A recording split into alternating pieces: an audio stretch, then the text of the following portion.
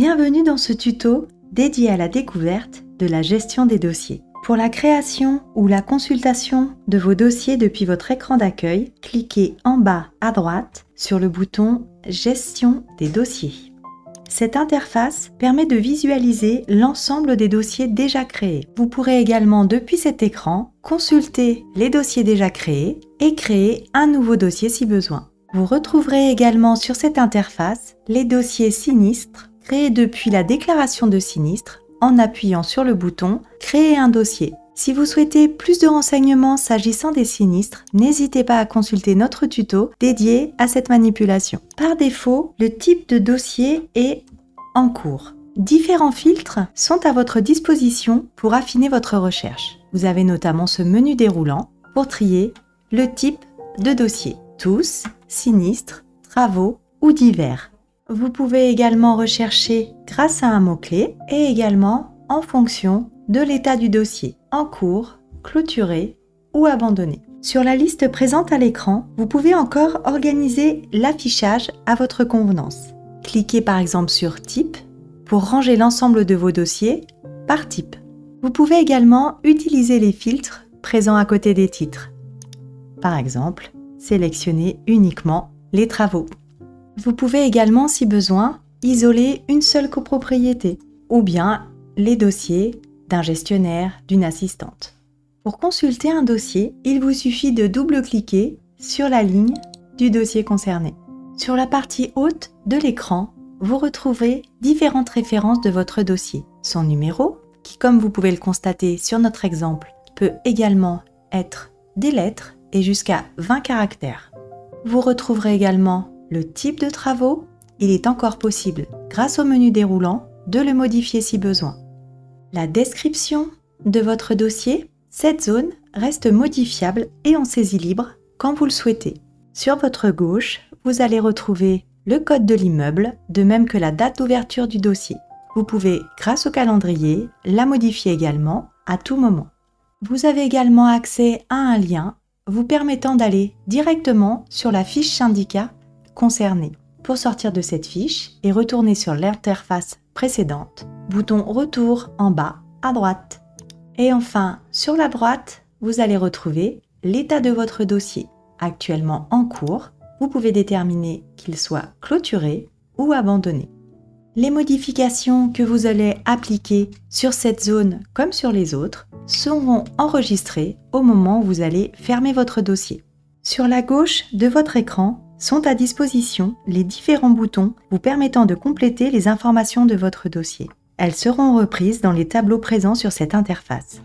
Ce bouton vous permet d'ajouter un tiers partie prenante dans ce dossier. Cela peut être un copropriétaire. Il vous suffit de cliquer pour obtenir la liste de vos copropriétaires. Sélectionnez la personne concernée et double-cliquez pour le rapatrier. Il en va de même pour vos collègues par exemple. Allez dans « Utilisateur », choisissez le collègue concerné et validez. Vous pouvez également rajouter un occupant, un fournisseur ou un intervenant. Comme vous pourrez le remarquer, chaque catégorie a son code couleur. Vous allez retrouver vos propriétaires, vos collègues, vos intervenants, vos fournisseurs et enfin l'occupant. Il est possible d'accéder aux fiches de chacun de ces tiers en double-cliquant.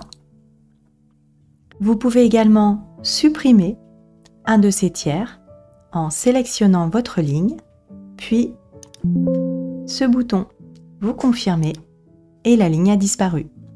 Il est possible d'exporter les données de ce tableau, notamment en format Excel, grâce à ce bouton que vous retrouvez également sur cet autre tableau. Vous pouvez également, depuis ce bouton, rajouter des éléments à votre dossier, comme par exemple une demande d'intervention, de devis, un sinistre, un appel, un dossier travaux ou encore un document. Pour notre exemple, nous allons rapatrier une demande d'intervention. Il vous suffit de cliquer sur « Intervention » pour avoir le listing de toutes les interventions en cours de la copropriété. Vous pourriez aussi aller chercher les « Terminés » ou encore les « Abandonnés ». Nous allons sélectionner celle-ci en double-cliquant. L'intervention apparaît maintenant dans votre dossier. Si vous souhaitez consulter cette demande d'intervention, il vous suffit de double-cliquer sur la zone. La demande s'ouvrira, reprenant toutes les options possibles depuis une demande d'intervention. Si vous souhaitez en savoir plus sur les demandes d'intervention, n'hésitez pas à consulter notre tuto et notre support de formation. Et pour revenir sur l'interface précédente, rendez-vous en bas à droite et cliquez sur « Fermer ». Vous pouvez enregistrer dans cette zone le temps que vous a pris cette intervention, par exemple 30 minutes. Vous pouvez également, depuis cette interface et grâce à ce bouton, créer un nouvel événement, une intervention, un devis, un sinistre, un appel, un document, une tâche, un rendez-vous ou une note en saisie libre. Nous allons, pour l'exemple, créer une note en saisie libre. Sélectionnez, valider. Le texte est en saisie libre. Une fois terminé, valider. La note apparaît. Vous pouvez également compléter le temps que cela vous a pris.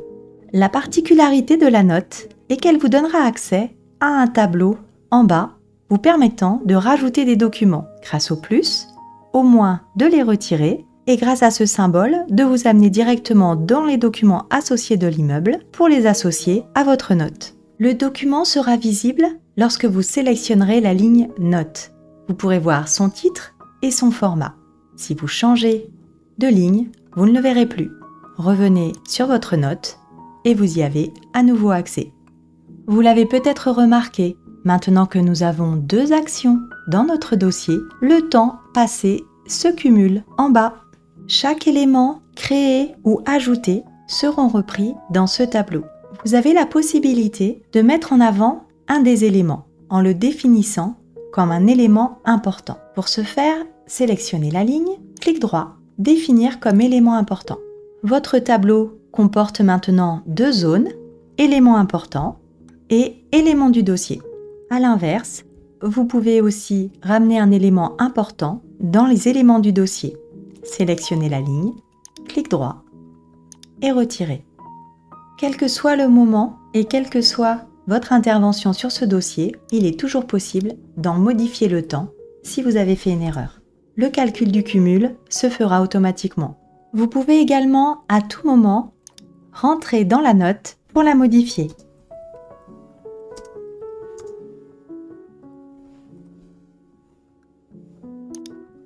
Cette interface vous donne également la possibilité de faire le lien vers la saisie des frais copropriété et vers la saisie des frais copropriétaires.